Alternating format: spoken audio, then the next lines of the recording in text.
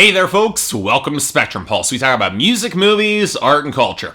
And today, we're going to be talking about the newest album from One Direction, titled 4. So okay, let's try this again. By now, most people who have watched this channel in any capacity are well aware of my feelings on the British boy band One Direction when I reviewed their last album, Midnight Memories, earlier in 2013. Basically, not a fan, particularly because I found their blatant appropriation of classic rock and hair metal songs to be in bad taste, especially when they couldn't back it up vocally, and I found their lyrical contributions to be, well, less than savory and frequently creepy. In other words, was not a fan. And I raised the question why any of their fans could like them beyond stereotypical boy band charm that we've seen a dozen times or more, especially when the Wanted and the Backstreet Boys dropped markedly better albums that same year. All that being said, there was one legitimately great song on Midnight Memories that did grow on me, that was Diana, and the fact that they pushed the amateurish and clumsy Story of My Life over Diana is baffling to me. That's just bad marketing on their part. But now a full year has passed, and the pop landscape is in a very different place than when One Direction dropped Midnight Memories last year. The charts have made a major shift from pop towards R&B and soul, even in the UK. And while the Wanted have effectively gone nowhere outside of the UK, One Direction does face some real competition stateside from 5 Seconds of Summer, who I've already covered twice this year, and who actually dropped a pretty decent self-titled album that I didn't mind all that much. And with the band taking over significantly more writing credits, I was prepared to cut One Direction a little bit of slack, mostly because I remember what happened 13 years ago, the last time R&B took over from the boy bands. And since One Direction is signed to Simon Cowell's Psycho Records, look, I've got no illusions surrounding the band's potential shelf life. If they don't manage to adapt with the times, they're gonna get dropped. In other words,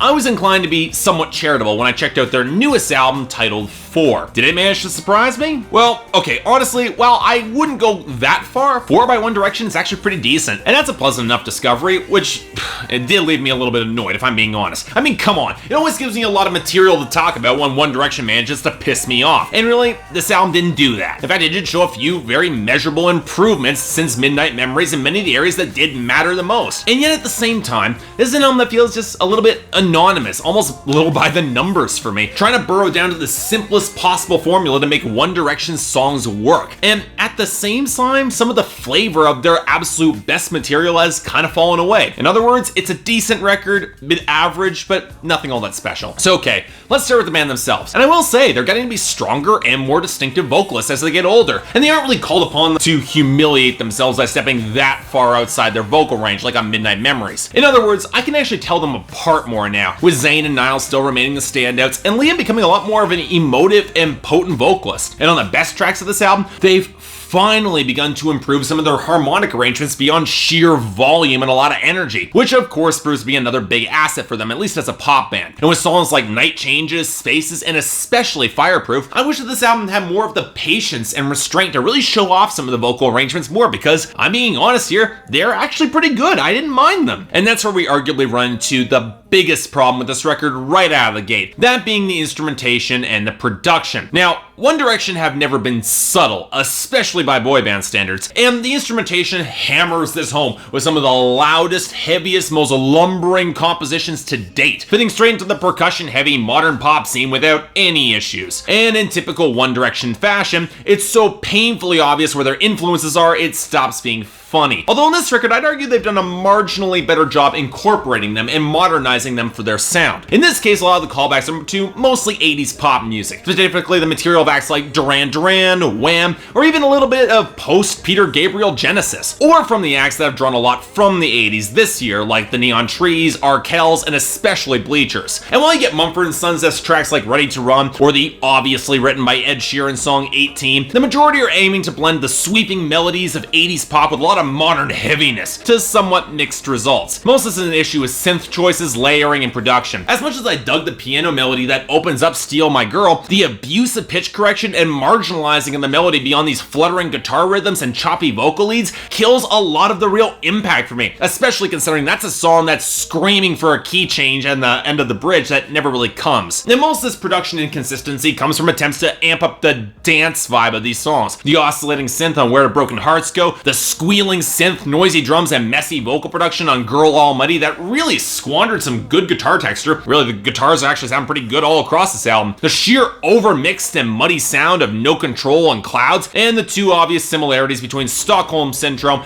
and Shadow by Bleachers. And none of it is helped by instrumentation that lacks some real significant swell and color. Say what you will about Midnight Memories, Lord knows I did, but the instrumentation there didn't quite feel as shapeless and anonymous and kind of bland as this record can occasionally feel. Part of this is a needed sense of contrast. When this record slows down to take a breath or allows some of the harmonies some room to breathe, like in the slow burn of night changes, the fluttering airy vibe of Spaces, and especially the mid-tempo, almost old school vibe of Fireproof with the shimmering guitars, well look, they reaped some pretty damn solid returns, I can admit that, even if they all a little bit too overstated and broad for their own damn good. But now we need to cut to the area where I have always taken the most issues with One Direction in the past, and that's the songwriting. And you know what, I can't believe I'm gonna say this, but One Direction's actually gotten a lot better. Now, there have always been two issues that have defined One Direction's songwriting in the past: self-obsession and a bad tendency to behave like creeps and douchebags when trying to pick up self-conscious and very vulnerable girls. And while there are elements of self-obsession in some of the framing on this album, more often than not, the story is less about the girl and more about the narrator himself overall. The context of many of these songs is a lot different than before, as in most of these cases, One Direction are being placed in a position of vulnerability or are already on relationships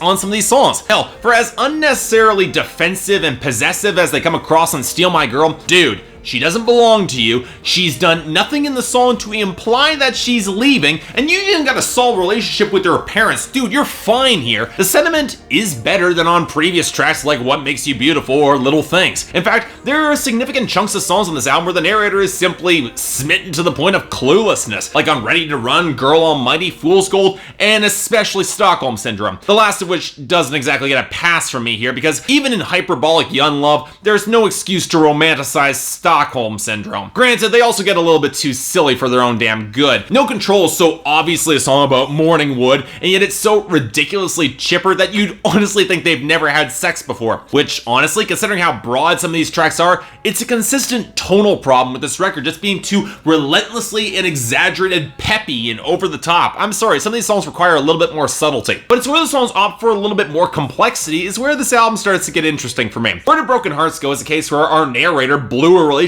and now trying to restart it. Although it's a little presumptuous on his part that she'd be willing to dive back into it and that her heart is still broken, that she hasn't moved on. Space is a little bit more straightforward breakup song, where the relationship is obviously fracturing and waiting for somebody to pull the trigger and just end it. Although, once again, that's a song that could have also benefited from a little bit more restraint. Now, Fireproof, it's a little bit more straightforward love song, where the girl's just completely immune to his affections, and the fire just isn't starting, even despite One Direction's pleas. And yet, it's a little bit more downplayed here, not really presented with a desperate hope or anger or bitterness, just a bit of weary resignation. It's a lot more than I can say for Clouds, probably the worst song on this album, not because of the leaden synth tone comes across as strikingly sour, especially considering how petulant the lyrics feel. Now, fortunately, none of this really comes through on Night Changes, where One Direction is singing about a girl on a date, and yet it doesn't seem to be a date with any of the members of the band, as the second verse implies someone else hiding behind a cigarette. Coupled with the running motifs of lost innocence and recklessness throughout that song, it implies that maybe the narrator was the first love, and while he and she are going on with their lives, going their separate ways, they'll still share a palpable connection across the emptiness, even now. It's probably the most complex emotional stakes that One Direction have ever tried to capture on a song. And you know what? I'll be honest here, it works incredibly well. I really like that song. So look, I'm not gonna call 4 by One Direction a great album. It's too broadly sketched, it's too blandly or sloppily produced, and driven by more percussion than melody. And look, the songwriting could do a little bit more to sketch out more interesting stories, more lyrical wit and flavor. But you know what, there's a lot of improvement here since Midnight Memories. I can admit that, especially in the areas where there desperately needed to be improvement. Which means that, honestly, I can't get mad at this record, which is gonna land a very light 6 out of 10 from me, and a bit of a recommendation. If you're a fan of One Direction, or you got a craving for modern boy bands with a bit of a throwback vibe, you could definitely do worse than 4 by One Direction. So if you're curious, you know what? This album might be worth checking out. So go ahead and take a look. So yeah, thanks a lot for watching. If you'd like to like and subscribe, I'd be more than grateful. Yeah, I know One Direction fans not as high as you wanted, but hey, definite improvement since Midnight Memories. I can admit that. So what do you guys think? You agree with me here, or not?